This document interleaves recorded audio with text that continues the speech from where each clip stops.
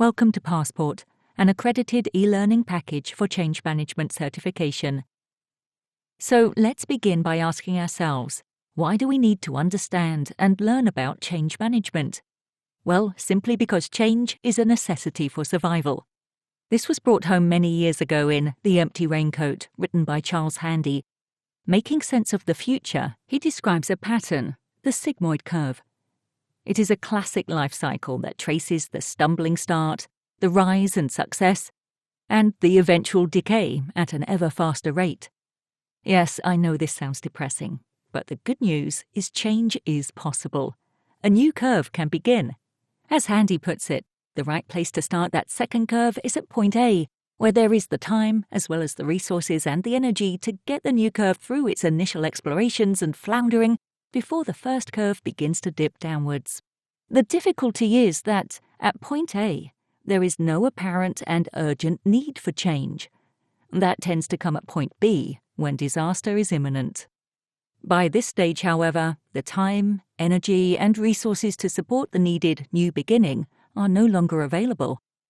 So as we begin our thinking about organizational change, we recognize the necessity of a restless searching for change that will enable the health and success of an organization and its people to be continually renewed as it transfers from one sigmoid curve to the next and the next.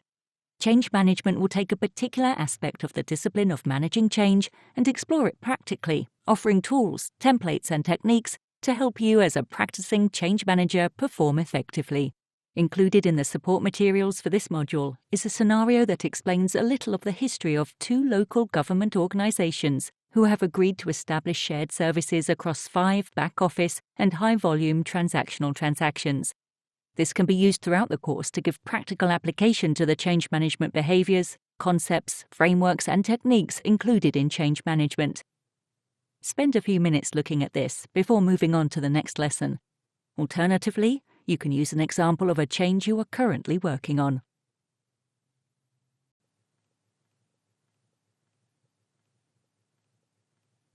Let's start by looking at change and the individual. In this module, we will look at the definition of learning theory, examples of preferences which different learners have, learning new skills, models of individual change, motivation, and the systematic difference between people.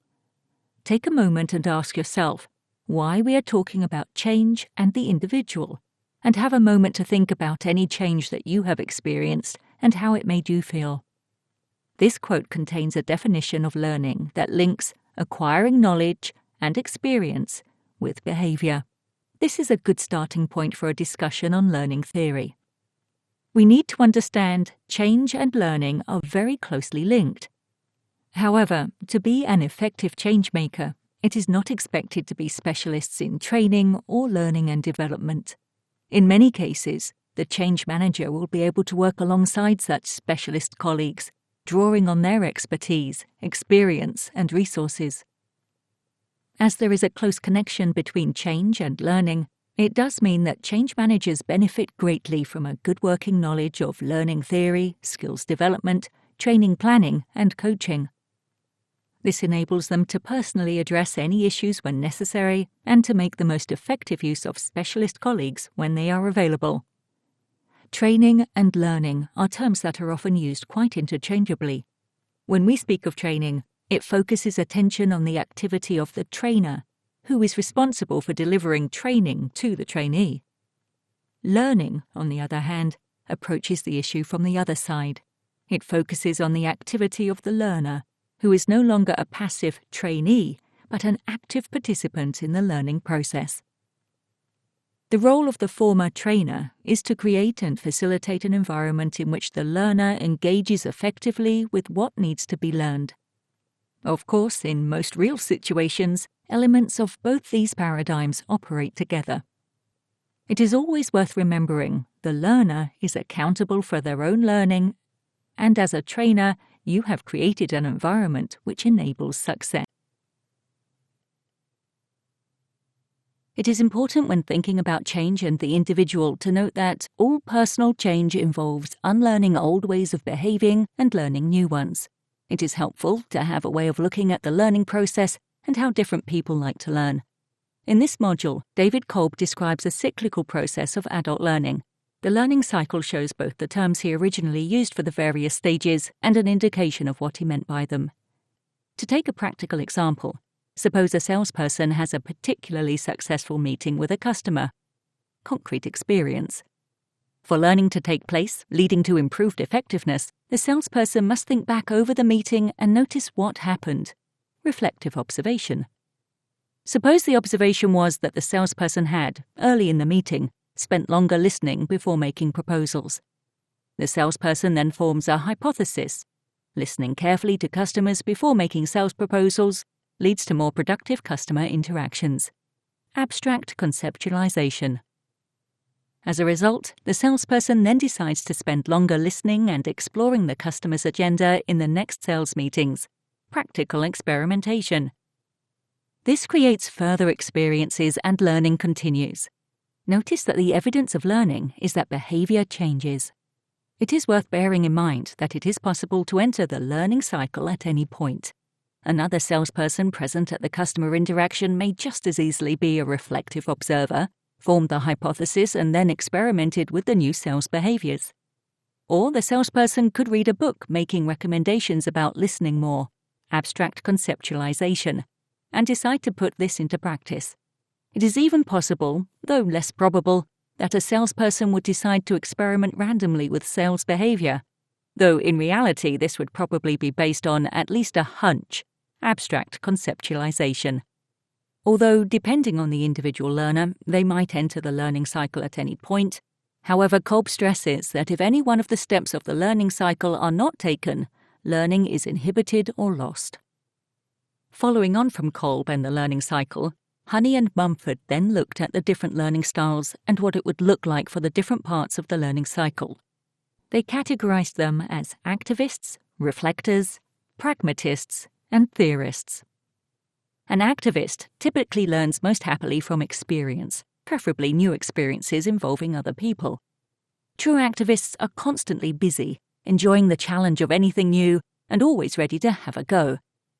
The risk for activists is that their tendency to move on rapidly from one experience to another may mean that they fail to learn effectively. A reflector likes to learn from watching others and from thinking back over their own experiences. Thorough and careful in character, reflectors absorb and consider all possible angles before drawing conclusions. Reflectors lose opportunities to learn because they tend to take too few risks to gain many practical experiences and may not engage sufficiently with others. A pragmatist likes to test and apply ideas and theories, especially where they have practical relevance to a current problem. Their realistic and practical approach to problems makes pragmatists open to new techniques and to anyone who can help or coach them as they try them out. Pragmatists lose learning opportunities by rejecting or ignoring ideas for which they see no obvious and immediate application. A theorist prefers learning that proceeds logically from first principles and appreciate clear theoretical models. They are happy to absorb their ideas through reading. They appreciate lectures which offer credible explanation of sound theory or which systematize and integrate data from experience. They may miss learning opportunities due to their aversion to intuitions and creativity and their intolerance of ambiguity. Have a think about what your preferred learning style may be. I am sure you can also think about other people who may be an activist, reflector, pragmatist, and theorist. It is important to remember that there is no right or wrong preference, and people are not necessarily just one preference. What we need to think about is how we would adapt our learning in relation to the change to suit these different preferences to ensure everyone is able to learn.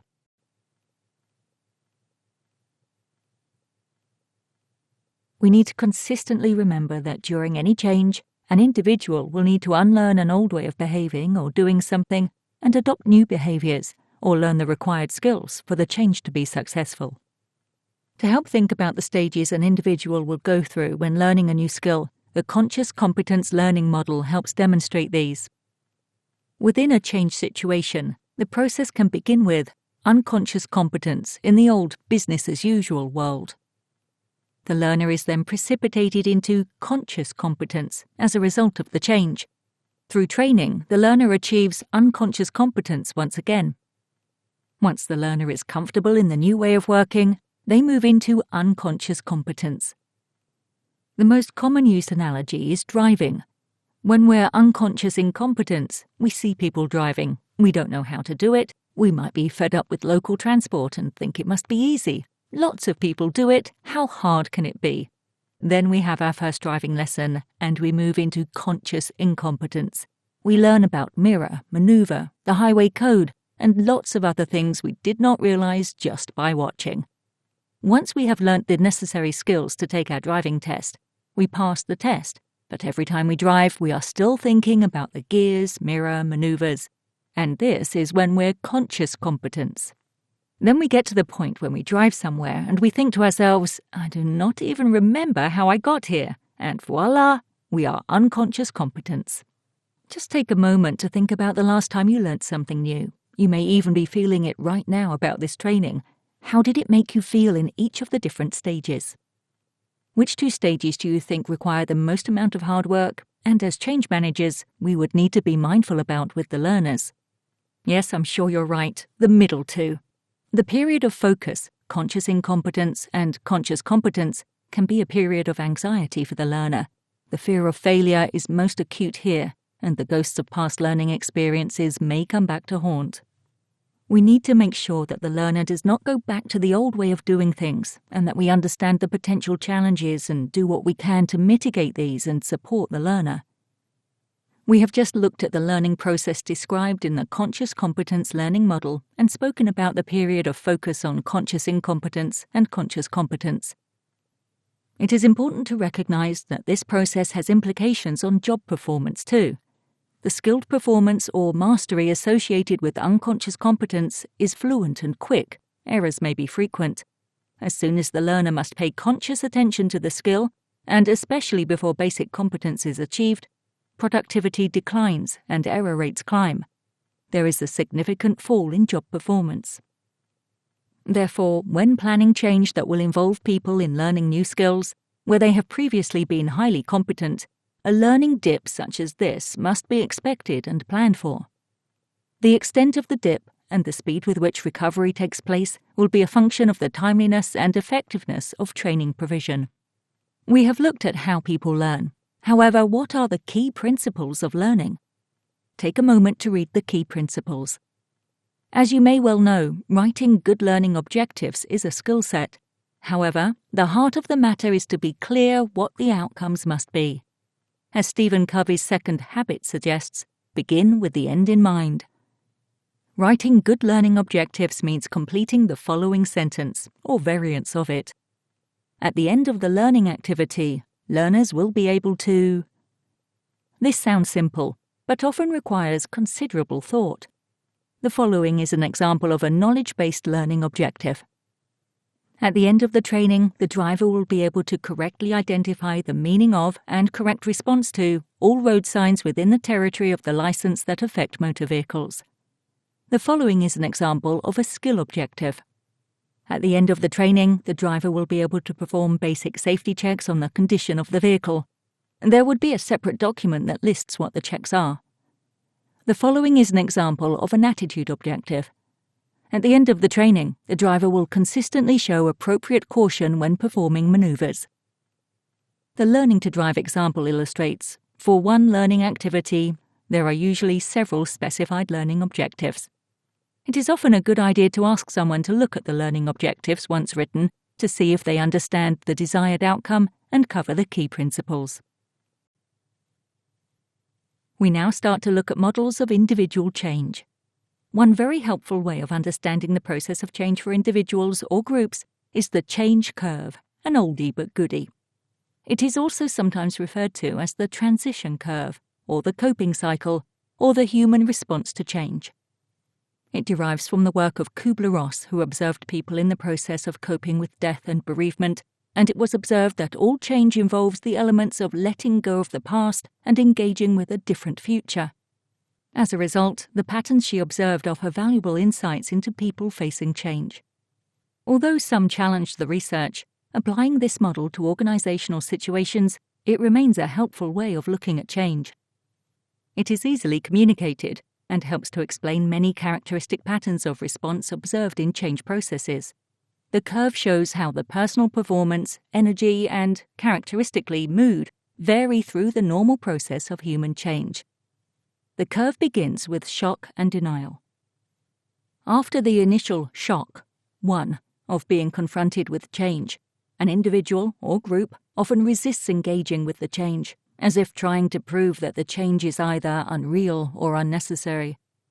This denial phase, 2, is characterized by a burst of additional, defensive energy, which tends to increase temporarily both performance and mood. We can help minimize the shock element by effective and early communication. If possible, involve people in the planning process. Once change is announced, be aware of signs that people are not taking it fully seriously, balancing empathy with firmness of resolve. We then move into anger and blame. Assuming the change is real and will continue, there comes a point at which those experiencing the change can no longer avoid engaging with it. At this point, denial often gives way to anger or blame. 3. The idea that it's not fair may take hold.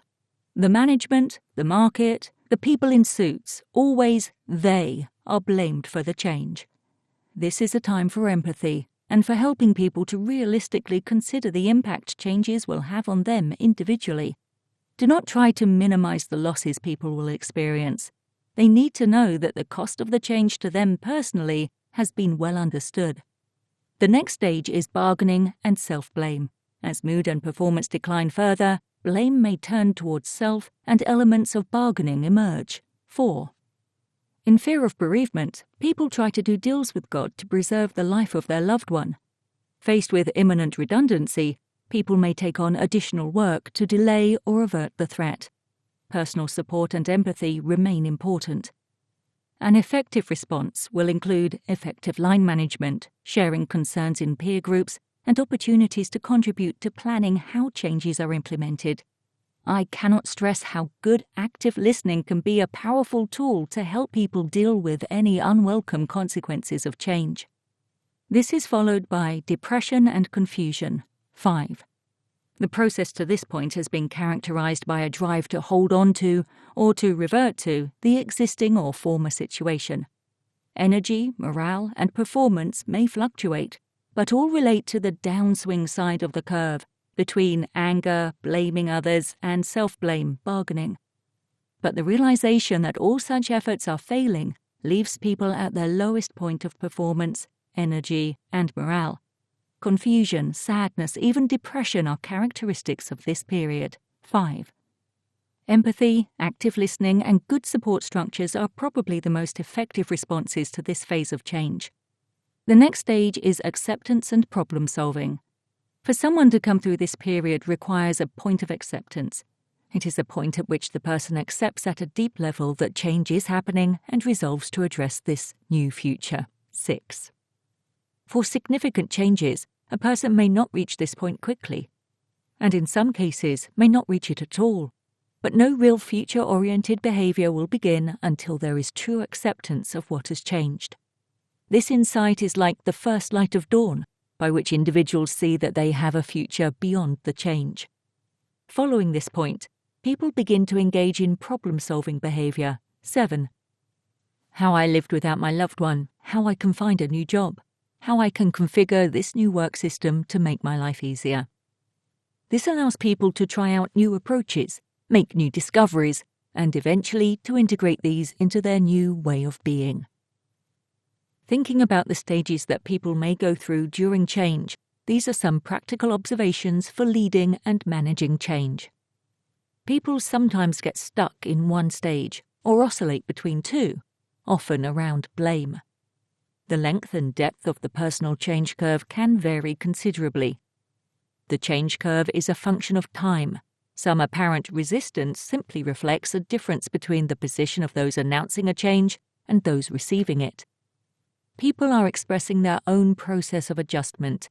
Do not take anger and blame personally.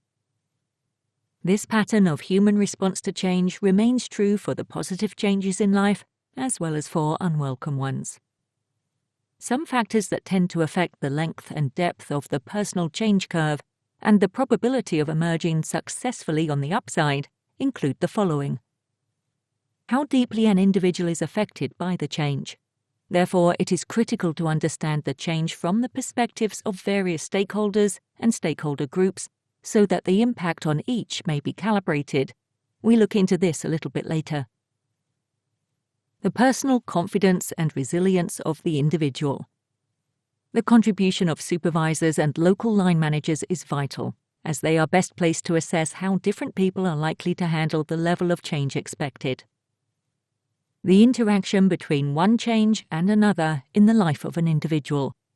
Someone who possesses a stable and strong network of friends and family may cope with redundancy better than another person who is currently undergoing a messy family breakup. Again, if supervisors and line managers know their people well, they can help to assess such impacts. How much control or influence people feel they have over the change. It is a good idea to involve people as early as possible and as deeply as possible, helping improve the prospects for successful change. This may also go a long way towards explaining the relatively small disturbance that follows positive changes. In many cases, these are changes that we have initiated ourselves and feel more in control of. We must remember the change curve is a personal journey, and you cannot expect all members of a peer group to experience change in the manner of synchronized swimmers. Different personalities, different life experiences, different personal circumstances at the time of change, all these and more will affect the way that different individuals respond, and how quickly. It is key to remember that based on the above, everyone will go through the change curve at different stages, and also that although the stages are in order, sometimes an individual may move through and then something will take them back again to a different point in the curve. The second of our two models of individual change were developed in the early 1990s by William Bridges in his book Managing Transitions, where Bridges makes a key distinction between change and transition. It is clear from the discussion of the change curve that transition will be a personal process.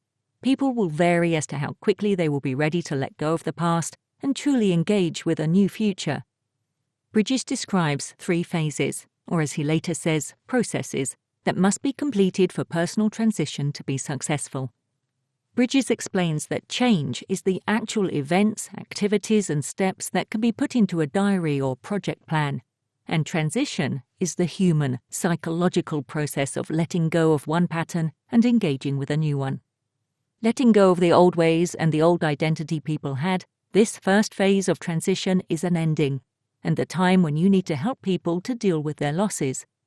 Going through an in-between time when the old is gone, but the new isn't fully operational. We call this time the neutral zone. It is when the critical psychological realignments and repatternings take place. The third stage is coming out of transition and making a new beginning. This is when people develop the new identity, experience the new energy, and discover the new sense of purpose that makes the change begin to work. It will be clear how closely the transition process mirrors the change curve. It is also helpful to notice 2 key developments that Bridges' thinking highlights. First, he sets these 3 phases, not as sequential but overlapping processes. Each of these stages need attention at the right time to ensure that planned changes are actually implemented by people. These stages are explored in more detail in a moment. Second, he focuses on the creative potential of the neutral zone, not just as a time of confusion and depression, but as a time when there is sufficient fluidity for experimentation, a time when genuinely new attitudes and behaviours can be developed. I mentioned we would explore Bridges' stages in a little more detail, and we can do this by looking at the advice he offers to managers and leaders on how to help people through each phase. The principal business of the ending stage is for people to be clear about what particular details of their working life will come to an end because of the change. To let go of something, they must first realize that they are holding on to it. Things to consider, for example, the people in the work process, upstream and downstream, may be different. Communication may be more through clicks on a screen, less by telephone. The location of desks and the community around the coffee may change. These issues and many like them are easily forgotten as we debate change strategies, but each is an ending for those affected. Some, not necessarily all, will feel like losses. The advice offered by Bridges to managers and leaders on how to help people through the process of letting go of the old ways and the old identity would include describing what will be different, i.e., what will and will not change. Acknowledge all losses, large and small. Respect the past. Identify the reasons why the current situation cannot continue. Communicate prodigiously. Obtain valuable input about problems. This is a time we need to think about how people may experience the loss. Also be mindful that the changes we're moving away from, some people may have been influential in making those previous ways of working happen, so it's important to be sensitive. Tip: a good exercise I do is to draw a circle and shade out about 3/4 of the circle, or what you believe is realistic. Emphasize that the shaded area is what is not changing, and the non-shaded area is what is changing. It helps people feel reassured and put into perspective that not everything is changing. Can you think of a change you have been involved in and how you or an organization let go of the past? Some organizations even throw a party, like a wake, depending on how big the change is. Bridges coins the term neutral zone for the time when those affected have let go or made substantial progress on letting go of the way things were. He acknowledges that this in-between time is often difficult, strange, stressful, and disorientating for those affected, but asserts that precisely for these reasons it opens the possibility of experimentation for developing genuinely new patterns. Think of the neutral zone as a journey from one place to another. The advice offered by Bridges in the neutral zone would include using images or metaphors to give meaning, supporting learning, look for opportunities, finding temporary solutions, adaptations, and innovations for problems of transition, encouraging people to connect with other people and teams, setting up temporary feedback and communication systems. In the new beginning stage, Bridges states that making a new beginning is a risky time. It means committing to a new kind of future. Bridges recommends 4 things that encourage such commitment: giving people a purpose, a picture, a plan, and a part to play. Advising leaders and managers on change, Bridges suggests that making new beginnings into reality requires being consistent in behavior, messages, and decision-making, providing early successes to encourage and reassure people, celebrating key milestones in the change journey, especially the end. The human change wisdom of Bridges brings together many elements of practical advice found in other writers of change and is sound basis for coaching business change leaders on effective approaches. Bridges summarizes his thinking as letting go, repatterning, and making a new beginning. Together, these processes reorient and renew people when things are changing all around them. You need the transition that they add up to for the change to get under the surface of things and affect how people work. We have already seen that people respond to change through a psychological process of transaction, and have noted that people respond differently as individuals to a given change. To help explore these differences, we need to understand what drives or motivates people. This is a complex field of study. Our aim will be to offer a few perspectives. These are drawn from fundamental work on human motivation dating back to the middle of the 20th century. We start by looking at Maslow's hierarchy of needs. Many people have come across Maslow's concept of the hierarchy of needs, either in academic studies or in business settings. Maslow suggested that people have 5 basic needs. At the most basic level, people need food, water, sleep, and shelter, the physiological needs. Safety needs, sometimes called security needs, represent the need for an orderly, secure world with a low level of perceived threat to life and the future. This includes the reasonable expectation that my physiological needs will be met tomorrow as well as today. It is symbolized for many in personal and work routines. Maslow refers to the next level of his hierarchy as love needs, sometimes called social needs. By this, he means the craving for love, affection, social interaction, and belongingness. Esteem needs are satisfied by a combination of self-esteem, strongly anchored in real achievements and capabilities, and respect and recognition from others, together with the status this frequently grants. These support self-confidence and feelings of self-worth. Maslow's final basic need is expressed as a need for self-actualization. This is a desire to be the best that I can be, a longing to fulfill my potential and to use my creativity in accordance with my talents. Maslow writes, "A musician must make music, an artist must paint, a poet must write to be ultimately happy. This need we may call self-actualization." The point that Maslow makes about these basic needs is that they tend to be hierarchically ordered. That is, it is only after physiological needs are sufficiently satisfied that individual concern focuses on safety needs, and so on up the hierarchy. In other words, a lower-level need has power to motivate behavior until it is sufficiently satisfied. Then the next higher category of need tends to take over. The second look at motivation is rewards and punishments.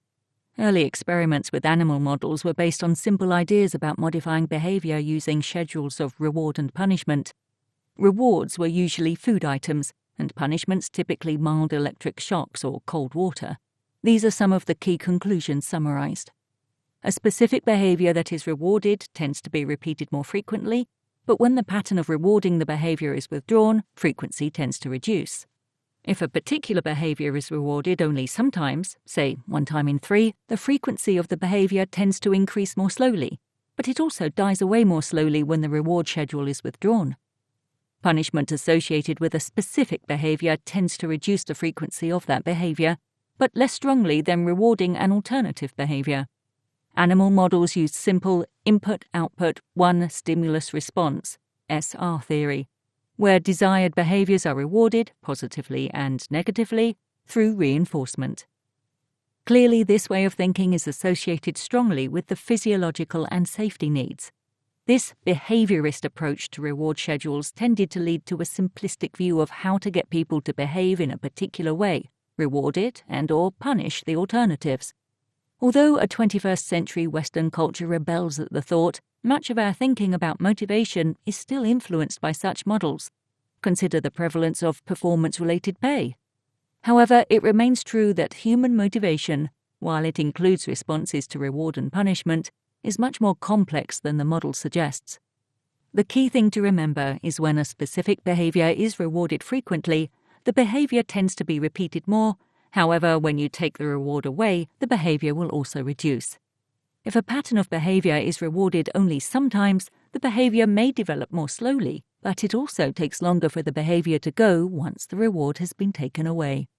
The third model we look at is by Frederick Hertzberg, who famously researched job satisfaction as a component of human motivation. He and his team interviewed hundreds of people, asking them to describe critical incidents that had led them to feel good about their work. The results of these interviews produced a list of factors that lead to positive job satisfaction, such as achievement, recognition, the work itself, job content, responsibility, advancement, promotion, and growth, personal and/or professional development. The research team also asked the reverse question: what had led people to feel less satisfied with their jobs? These results were things such as company policy and administration, supervision, technical quality of oversight, supervision, relationship with supervisor, working conditions and salary, and relationship with peers and subordinates. What Hertzberg and his colleagues noticed was that dissatisfiers were different in kind to the satisfiers. Dissatisfiers were all about the context of the job, extrinsic, while the satisfiers were in various ways built into the job itself, intrinsic. He also noted that beyond a certain level, the dissatisfiers could no more create positive motivation than good drains could create positive health. If in poor condition, they lead to poor outcomes, but in themselves they do not create good ones. Satisfiers, on the other hand, were directly associated with job satisfaction and increased motivation to work. The implication of Hertzberg's work caused some large organizations to restructure jobs. They moved away from production line thinking toward autonomous work groups that followed a product through the production process, seeing the completed results of their work. For our present purpose, it is important to consider the impact of change initiatives on both satisfiers and dissatisfiers. Will the outcomes for key stakeholders increase dissatisfaction? Will they promote positive satisfaction? Confirmation of Herzberg's general findings come from the author Dan Pink. Dan Pink cites MIT research showing that for tasks requiring even a modest amount of cognitive skill, increases in financial reward are not related to increased performance.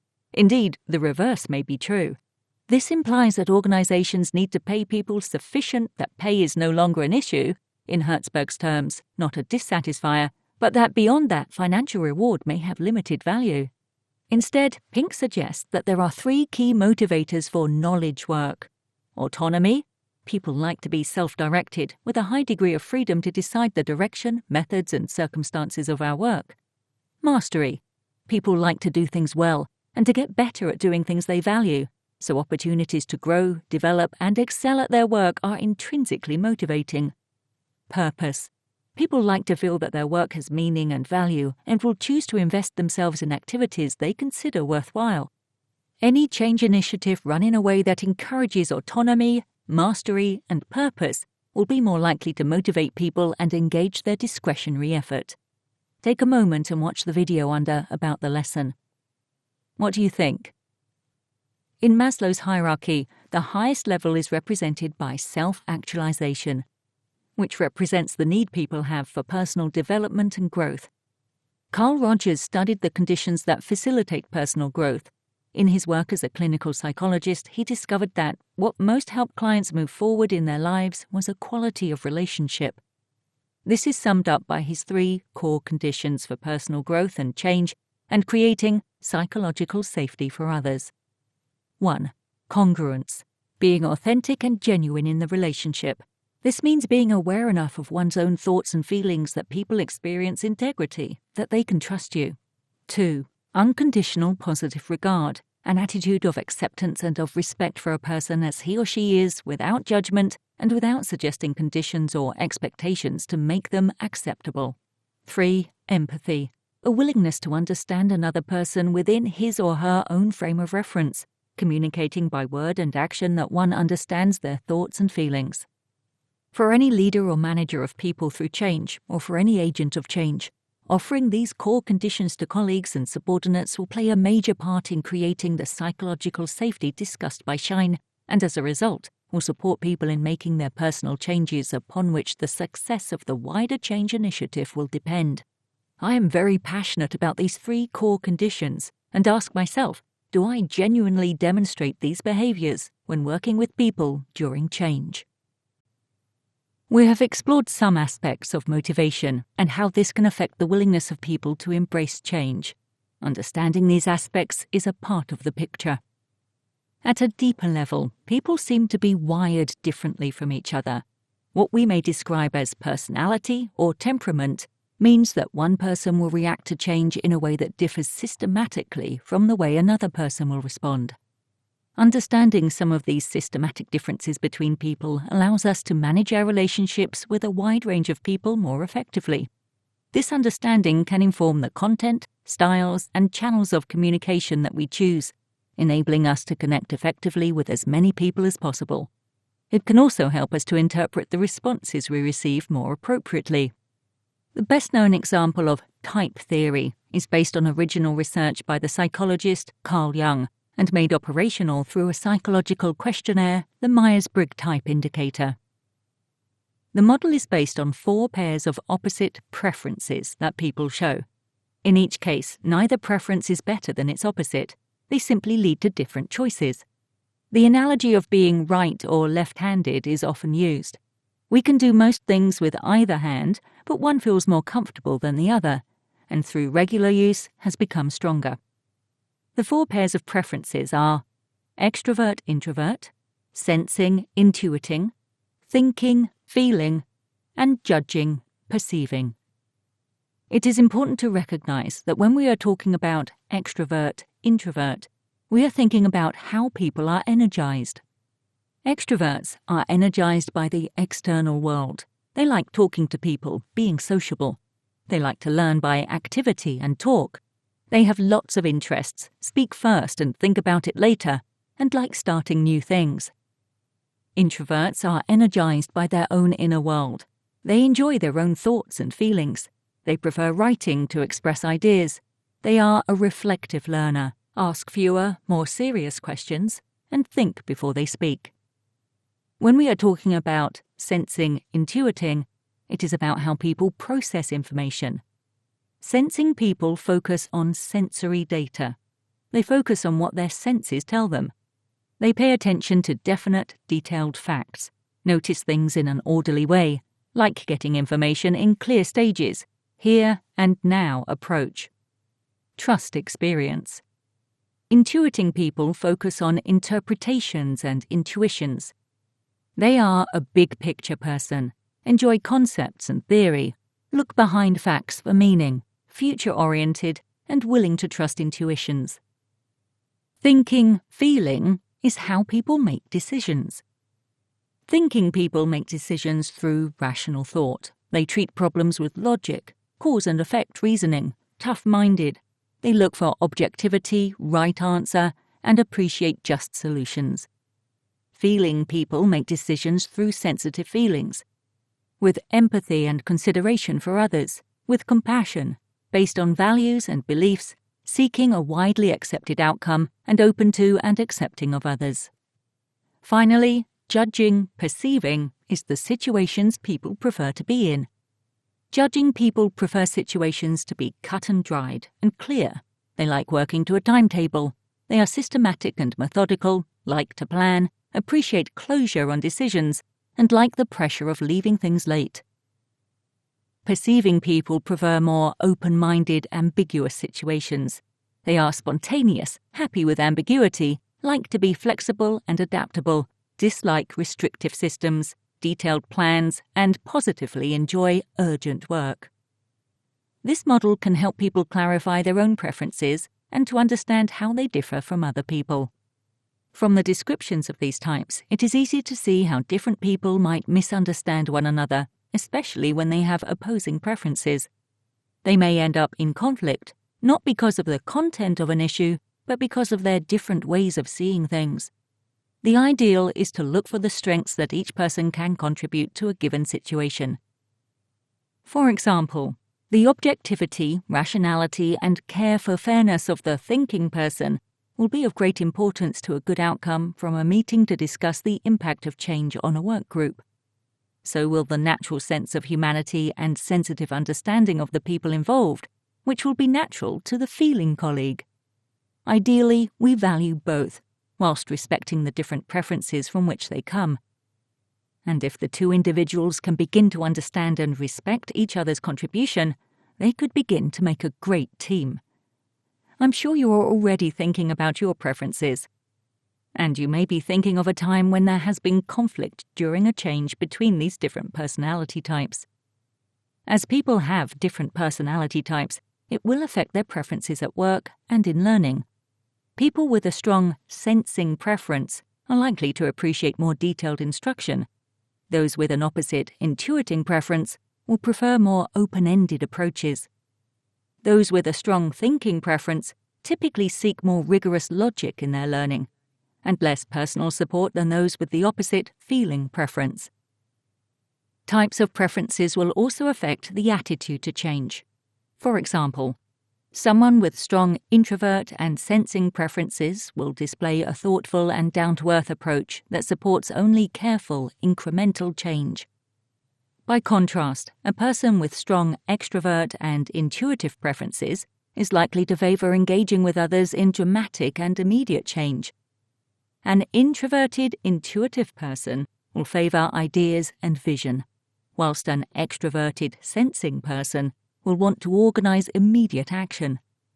The differences between people highlighted by considering personality type have implications for many aspects of change.